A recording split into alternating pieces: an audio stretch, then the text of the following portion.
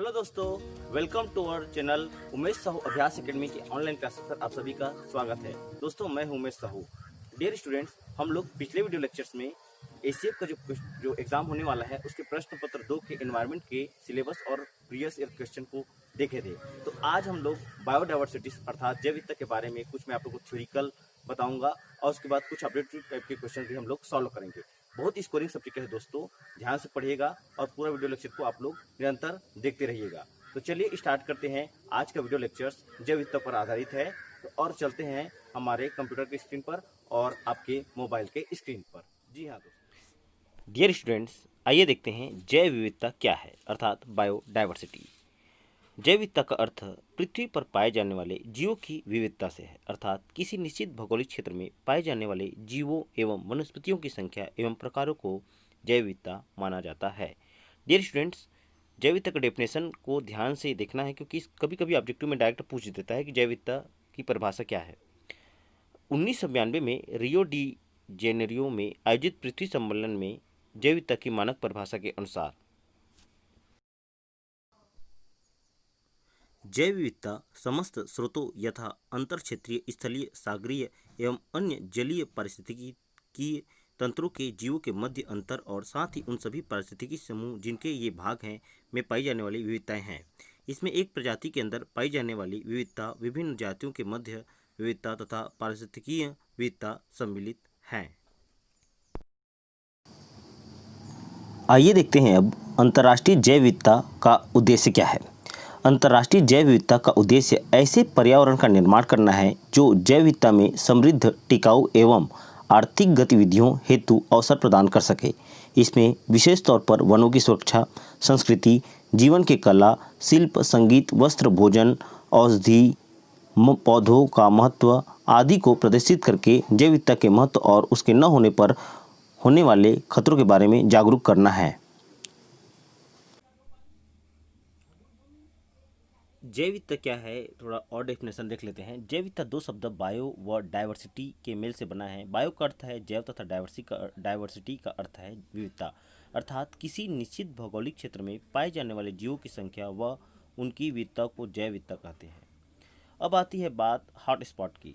Generally सुनने को मिलता है हॉट स्पॉट किसे कहते हैं। जिन क्षेत्रों में प्रजाति विविधता अधिक होती है उन्हें विविधता की हॉट स्पॉट कहा जाता है।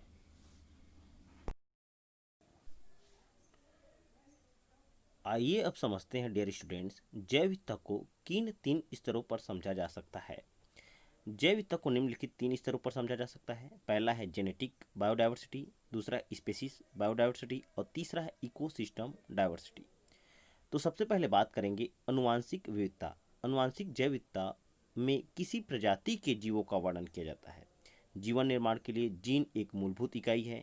किसी प्रजाति में जीव की विविधता ही अनुवांशिक जैव विविधता है। दूसरी की अगर मैं बात करूं प्रजाति विविधता, तो स्पेसीज बायोडाइवर्सिटी। प्रजाति विविधता किसी निर्धारित क्षेत्र में, याद रखिएगा, निर्धारित क्षेत्र में प्रजातियों की अनेक रूपता बताती है और प्रजातियों की संख्या से संबंधित है। जिन क्षेत्रों में प्रजाति विविधता अधिक होती है उन्हें विविधता के हॉट स्पॉट कहते हैं। अब तीसरे की मैं अगर बात करूं इकोसिस्टम डाइवर्सिटी। पारितंत्रीय विविधता परितंत्रों की संख्या तथा उनके वितरण से संबंधित है।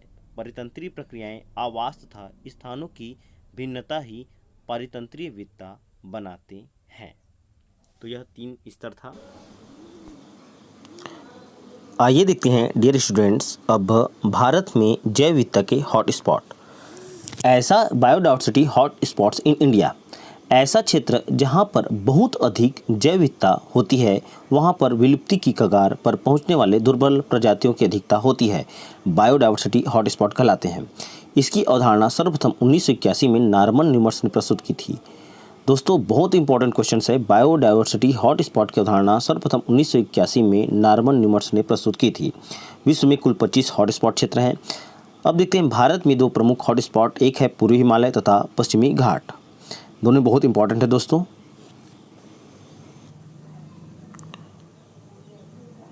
डियर स्टूडेंट्स, पहला जो है हिमालय क्षेत्र भारत के उत्तर पूर्वी भाग, दक्षिण मध्य एवं पूर्वी नेपाल एवं भूटान के क्षेत्रों में फैला हुआ है। दूसरा जो पश्चिमी घाट एवं श्रीलंका क्षेत्र दक्षिणी पश्चिमी भारत एवं श्रीलंका के दक्षिणी पश्चिम के उच्च भूमि तक। तीसरा भी है दोस्तों इंडो बर्मा हॉटस्पॉट, भारत के उत्तर पूर्वी क्षेत्र असम एवं अंडमान द्वीप समूह तक फैला हुआ है।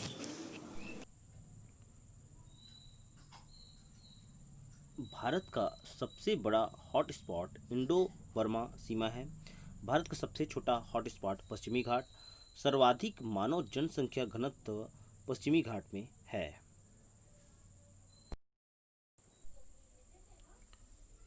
वर्तमान में भारत में 4 हॉटस्पॉट क्षेत्र हैं दोस्तों। पहला पश्चिमी घाट, पूर्वी हिमालय, इंडो बर्मा और सुडालैंड। दोस्तों यह आप लोग बिल्कुल याद कर लीजिएगा, चारों हॉटस्पॉट क्षेत्र। आइए देखते हैं डियर स्टूडेंट्स, जैव विविधता कमी के कारण, reason of lack of biodiversity. पहला है नेचुरल रीजन, जिसको बोलते हैं प्राकृतिक कारण, ज्वालामुखी उद्गार, जलवायु परिवर्तन, सूखा एवं अकाल, पृथ्वी उल्कापिंड की टक्कर। ये सभी प्राकृतिक कारण हैं, जैव विविधता की कमी के कारण है दोस्तों। डियर स्टूडेंट्स, ह्यूमन रीजन भी बहुत बड़ा कारण होता है जैव विविधता का। मानव जनित कारण, प्राकृतिक आवासों का विनाश, आवासों का विखंडन, वन्यजीवों का अवैध शिकार, झूम खेती, औद्योगिकीकरण और निर्वनीकरण। डियर स्टूडेंट्स, जो मानव जनित कारण होता है यह जैव विविधता का बहुत ही बड़ा कारण होता है।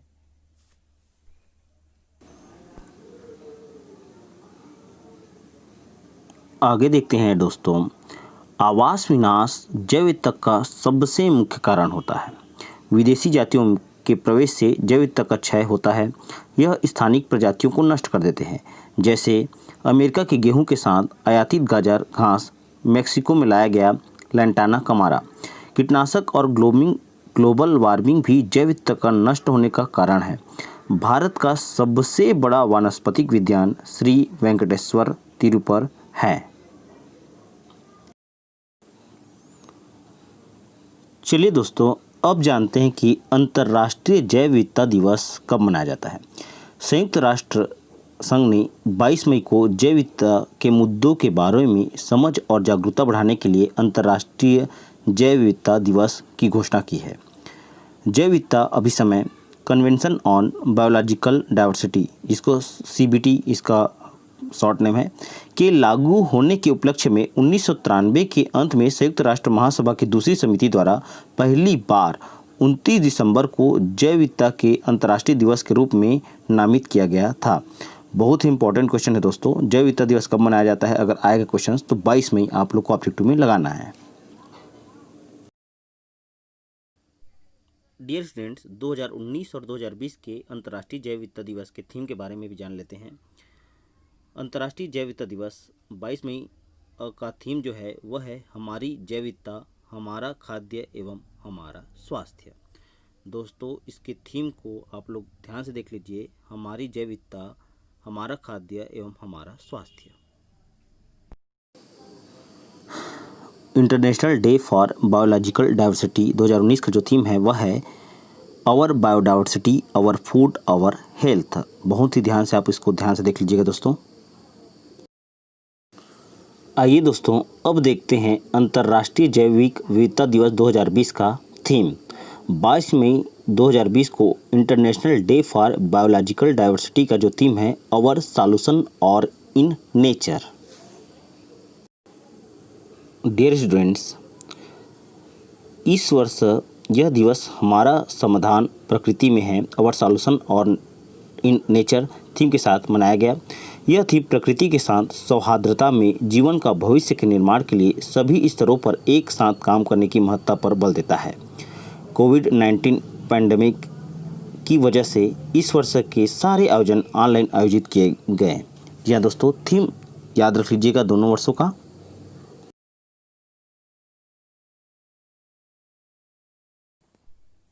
डियर स्टूडेंट्स, आइए देखते हैं जैव विविधता का संरक्षण कैसे किया जा सकता है। अगर क्वेश्चन में आए तो देख लेते हैं दोस्तों।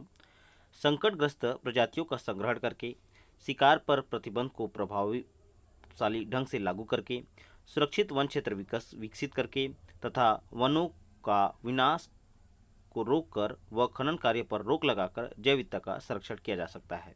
दोस्तों, अगर ऑब्जेक्टिव में इस टाइप का कुछ रहा तो इसको लगाना है, जैव विविधता का संरक्षण को कि किस प्रकार से किया जा सकता है। आइए दोस्तों देखते हैं जैव विविधता ह्रास मुख्यतः किन कारणों से हो रहा है। तो इसका आंसर है दोस्तों वन कटाव, जनसंख्या वृद्धि, जल प्रदूषण, वन्य जीवों का अवैध शिकार तथा मानव एवं वन प्राणी संघर्ष आदि जैव विविधता के प्रमुख ह्रास के प्रमुख कारण हैं। आइए देखते हैं डियर स्टूडेंट्स, प्राकृतिक संरक्षण के लिए अंतर्राष्ट्रीय संघ international union for conservation of nature IUCN का यह फुल फॉर्म है। डियर स्टूडेंट्स, स्थापना 5 अक्टूबर 1949 को हुआ था और इसके मुख्यालय ग्लांट स्विट्जरलैंड में है। विश्व का यह सबसे पुराना एवं सबसे बड़ा वैश्विक नेटवर्क है। सरकारी और गैर सरकारी दोनों संगठनों के सदस्य होते हैं। इसे संयुक्त राष्ट्र महासभा का पर्यवेक्षक दर्जा प्राप्त है। यह संयुक्त राष्ट्र संघ का अंग नहीं है। इसके मुख्य कार्य विश्व वन्य जीव कोष WWF के कार्यों के साथ साथ समन्वय स्थापित कर वैज्ञानिक रूप से संरक्षण तकनीकी को बढ़ावा देता है। इसके अन्य 4 क्षेत्र पर कार्य हैं: जलवायु परिवर्तन, संपोषणीय ऊर्जा, आजीविका तथा हरित अर्थव्यवस्था। आइए देखते हैं दोस्तों रेड बुक डाटा। विश्व प्रकृति एवं प्राकृतिक संसाधन संरक्षण संस्थान IUCN स्थापना 1948 में हुई। IUCN द्वारा 1963 से जारी किया गया है। विलुप्त, असुरक्षित एवं दुर्लभ जीव तथा पादपों से संबंधित यह पुस्तक है। इस संस्था में 1972 में रेड डाटा बुक का प्रकाशन किया। रेड डाटा बुक में जातियों, उनके आवास तथा वर्तमान में उनकी संख्या को सूचीबद्ध किया है। इसमें क्रांतिक रूप से संकटग्रस्त जीवों को गुलाबी पृष्ठ पर तथा पर्याप्त संख्या में वृद्धि होने पर उन्हें हरे पृष्ठ पर स्थानांतरित किया जाता है। IUCN वर्ष 1973 में एक सम्मेलन CITES आयोजित किया गया, जिसमें अनेक देशों ने संकटग्रस्त प्रजातियों के अंतर्राष्ट्रीय व्यापार पर नियंत्रण लगाने की सहमति दी।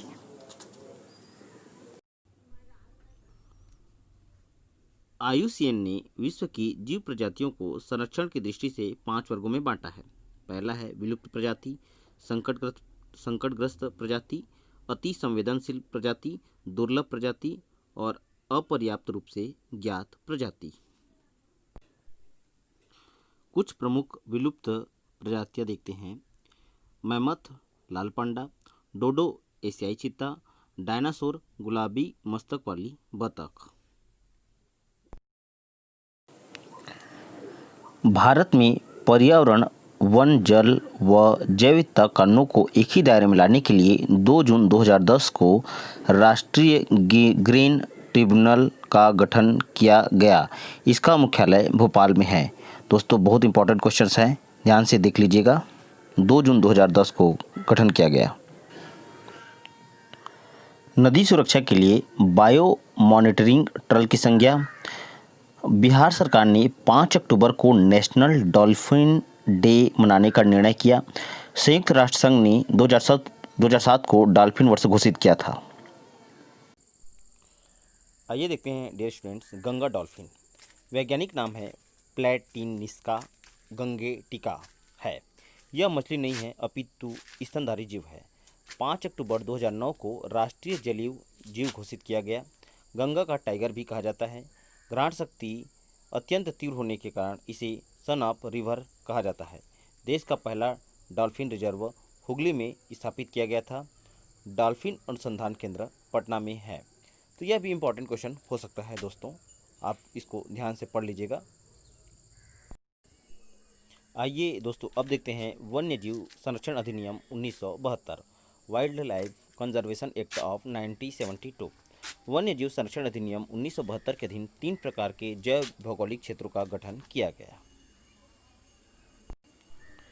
पहला है नेशनल पार्क, राष्ट्रीय उद्यान। इनका सीमांकन किसी पारितंत्र के विशेष पशु पक्षियों तथा पेड़ पौधों को संरक्षण देने के लिए किया जाता है। सीमाओं का निर्धारण विधायिका द्वारा होता है। पर्यटन की अनुमति होती है लेकिन आर्किड की नहीं। स्थापना वन्यजीव संरक्षण अधिनियम 1972 के तहत हुई है और इसका उद्देश्य है वन्यजीवों को मानव हस्तक्षेप से मुक्त सुरक्षित आवास उपलब्ध कराना। दूसरा देखते हैं वन्यजीव अभयारण्य। सीमांकन किसी विशेष पशु पक्षी को संरक्षण देने के लिए इनकी सीमाओं में परिवर्तन एवं संशोधन नहीं किया जा सकता। अनुमति के साथ मानव सीमित रूप से हस्तक्षेप कर सकता है, जैसे लकड़ी काट सकता है। सीमित पर्यटन की अनुमति होती है। शोध कार्य की सुविधा के लिए उपलब्ध नहीं होती है। तीसरा देखते हैं दोस्तों जीवमंडल आगार अर्थात बायोस्फीयर डिपो। सीमांकन अंतर्राष्ट्रीय नियमों के द्वारा होता है। सीमाओं का निर्धारण विधि प्रक्रियाओं द्वारा एक से अधिक बार पारितंत्र होते हैं। जैविक, सांस्कृतिक, प्राकृतिक स्थल आकृतियों और संरक्षण। बायोस्फीयर रिजर्व की संकल्पना का उद्भव यूनेस्को के 1971 के मनुष्य जीवमंडल कार्यक्रम के अंतर्गत हुआ। भारत में 1986 में प्रारंभ हुआ और भारत का पहला बायोस्फीयर नीलगिरी है। क्षेत्रफल की दृष्टि से सबसे बड़ा कच्छ है। बहुत इंपॉर्टेंट है दोस्तों, आप लोग इसको देख सकते हैं। कॉम्पिटिटिव एग्जामिनेशन की दृष्टि से यह बहुत महत्वपूर्ण हो सकता है। आइए आगे देखते हैं यूनेस्को की सूची में शामिल कुल 10 बायोस्फीयर रिजर्व। पहला है नीलगिरी, दूसरा मन्नार की खाड़ी, सुंदरवन, नंदा देवी, नोकरेक, पचमढ़ी, सिमलीपाल, अमरकंटक, ग्रेट निकोबार और अगस्थमाला। यह यूनेस्को की सूची में कुल 10 है दोस्तों। आइए देखते हैं बायोडायवर्सिटी इम्पॉर्टेंट फैक्ट्स, महत्वपूर्ण तथ्य। अधिक जैव विविधता वाला पारितंत्र अपनी स्थिरता को कम विविधता वाले पारितंत्र की तुलना में आसानी से कायम रख सकता है। जीन बैंक से जैव विविधता को भारी क्षति पहुंचती है। राष्ट्रीय जैव विविधता प्राधिकरण की स्थापना किस अधिनियम के अंतर्गत हुई? तो दोस्तों जैविक विविधता अधिनियम 2002 याद रख लीजिएगा। यूनेस्को के मानव तथा जैव मंडल कार्यक्रम कब प्रारंभ किया गया? तो याद रखिएगा 1971 को प्रारंभ किया गया। सामाजिक वानिकी शब्द का प्रयोग सर्वप्रथम कब किया गया? तो 1976 में भारत सरकार की राष्ट्रीय कृषि आयोग के द्वारा किया गया। बहुत इंपॉर्टेंट फैक्ट है दोस्तों। आइए देखते हैं दोस्तों, सबसे बड़ा कपी गोरिल्ला है। विलुप्त पक्षी डोडो का निवास स्थल मॉरिशस। देश का पहला तितली पार्क बेंगलुरु। राष्ट्रीय जैव विविधता का कार्य योजना 2008 में किया गया। Indian board of wild life की स्थापना 1952 को किया गया। दोस्तों बहुत इंपॉर्टेंट फैक्ट है, ध्यान से आप लोग याद कर लीजिएगा इसको भी। खाद्य परीक्षण में किस फल का प्रयोग किया जाता है? दोस्तों इसका आंसर है इमली। फ्लेम ऑफ द फॉरेस्ट टिश्यू प्लास कहा जाता है। किस फल को भारत का जैतून कहा जाता है? Very important question dear students, वह है आंवला। भारत का जैतून कहा जाता है। इसके बाद टुमारोज बायोडायवर्सिटी पुस्तक के लेखक हैं डॉक्टर वंदना शर्मा। सर्वाधिक जैव विविधता पाया जाता है वह केरल में शांत घाटी स्थल में। कार्टाजेना प्रोटोकॉल जैव सुरक्षा समझौता से है। डियर स्टूडेंट्स आगे देखते हैं, सबसे छोटा पुष्प वोल्फिया है। सबसे लंबा सबसे वृक्ष यूकोलिप्टस को कहा जाता है, सबसे लंबा वृक्ष। सबसे विशाल वृक्ष सिकोया कहा जाता है और जलकुंभी को जंगल का आतंक कहा जाता है। डियर स्टूडेंट्स आगे देखते हैं, भारत में 2 पारिस्थितिक हॉटस्पॉट कौन से हैं? तो इसका आंसर है दोस्तों पूर्वी हिमालय और पश्चिमी घाट भारत के 2 पारिस्थितिक हॉटस्पॉट हैं। नेक्स्ट क्वेश्चन है, पारितंत्रीय विविधता का परिसीमन करना कठिन क्यों होता है? पारितंत्रीय विविधता का परिसीमन करना मुश्किल व जटिल होता है क्योंकि परितंत्र की सीमाएं निश्चित नहीं होती। नेक्स्ट क्वेश्चन है, इंदिरा गांधी नेशनल पार्क कहाँ स्थित है? इसका आंसर दोस्तों अन्नामलाई पश्चिमी घाट में। बहुत इंपॉर्टेंट क्वेश्चन है दोस्तों। आगे देखते हैं, भारत सरकार ने वन्य जीव सुरक्षा अधिनियम तथा प्रोजेक्ट टाइगर परियोजना कब पारित किया गया? वेरी इंपॉर्टेंट क्वेश्चन है दोस्तों। 1972 में वन्य सुरक्षा अधिनियम तथा 1973 में प्रोजेक्ट टाइगर परियोजना पारित हुआ। ध्यान से देख लीजिएगा दोनों क्वेश्चंस को। ब्राज़ील के रियो डी जेनेरो में जैव विद्या सम्मेलन कब हुआ, वह कितने देशों ने इसमें भाग लिया। तो जैव विद्या सम्मेलन 1992 में हुआ था तथा 155 देशों ने इसमें भाग लिया था। विश्व की किसी एक संकटापन्न प्रजाति का नाम बताइए, तो वह है रेड पांडा। जी हाँ दोस्तों, यह बहुत इंपॉर्टेंट क्वेश्चन है, आप लोग देख लीजिए। डियर स्टूडेंट्स, अब देखते हैं हम लोग क्वेश्चन एंड आंसर क्विज। पहला क्वेश्चन है दोस्तों, रेड डाटा बुक किसके आंकड़े उपलब्ध करवाती है। ऑप्शन दिया है पहला लाल पुष्पी पौधे के, लाल रंग के मछलियों के, विलुप्त पौधे एवं जंतुओं के, और डी ऑप्शन है लाल आँख के पक्षियों के। जी हाँ दोस्तों, आप लोग जानते हैं कि इसका आंसर है विलुप्त पौधे एवं जंतुओं के। डियर स्टूडेंट, मैं 2 क्वेश्चन बताऊंगा, बाकी 3 क्वेश्चन का आंसर आप मुझे कमेंट करेंगे। आइए देखते हैं दूसरा क्वेश्चन। रियो डी जेनेरियो पृथ्वी शिखर सम्मेलन का संबंध किससे है। मृदा की उर्वरकता से, प्राकृतिक स्रोतों के संरक्षण से, पर्यावरण के संरक्षण से, और वनीकरण के परिरक्षण से। जी हाँ दोस्तों, इसका आंसर सी ऑप्शन है, पर्यावरण के संरक्षण से ही रियो डी जेनेरियो पृथ्वी शिखर सम्मेलन का संबंध माना जाता है। अब इसके बाद जो 3 क्वेश्चन है दोस्तों, इसका आंसर मुझे आप लोग कमेंट करेंगे। तीसरा क्वेश्चन है दोस्तों, भारत में बनने वाला प्रथम राष्ट्रीय पार्क है। पहला है ऑप्शन कान्हा, दूसरा ऑप्शन है जिम कॉर्बेट, तीसरा ऑप्शन है काजीरंगा, और चौथा ऑप्शन है गिर। तो डियर स्टूडेंट, आप लोग इसका आंसर मुझे आप लोग कमेंट करिएगा और लाइक और शेयर का भी बटन दबा दीजिएगा। चौथा क्वेश्चन है दोस्तों, भारत में अत्यधिक जैव विविधता का क्षेत्र है। पहला ऑप्शन है ट्रांस हिमालय, मध्य भारत, सी ऑप्शन है पश्चिमी घाट, और डी ऑप्शन है इनमें से कोई नहीं। दोस्तों जल्दी से कमेंट कीजिए मेरे व्हाट्सएप नंबर पर, या आप कमेंट बॉक्स में आंसर ज़रूर बताएं। अब इसके बाद लास्ट क्वेश्चन है, 5वां क्वेश्चन है दोस्तों, राष्ट्रीय वन्य जीव सप्ताह प्रत्येक वर्ष कब मनाया जाता है। पहला ऑप्शन है 1 से 8 जुलाई तक, दूसरा ऑप्शन है 20 से 27 अगस्त, तीसरा ऑप्शन है 1 से 8 अक्टूबर, और चौथा ऑप्शन है 7 से 14 दिसंबर। तो दोस्तों आप लोग मुझे कमेंट कीजिए 3, 4 और 5वां क्वेश्चन का आंसर। स्टूडेंट्स, आशा करता हूँ कि आज का वीडियो लेक्चर आप लोग को समझ में आ गया होगा। अब मैं आप लोग को कुछ क्वेश्चन दूंगा, आप लोग उस क्वेश्चन का मुझे कमेंट कीजिएगा आंसर, और अपनी तैयारी को घर में निरंतर करते रहिए दोस्तों, क्योंकि गोल्डन चांस है, आप लोग को कैसे भी करके एग्जाम को क्रैक करना है, निकालना ही है। तो चलिए अब नेक्स्ट वीडियो लेक्चर में मिलते हैं, तब तक मुझे इजाज़त दीजिए। मैं हूँ आपका दोस्त उमेश साहू, और मिलते हैं अब नेक्स्ट वीडियो लेक्चर में। तब तक आप घर में पढ़ते रहिए।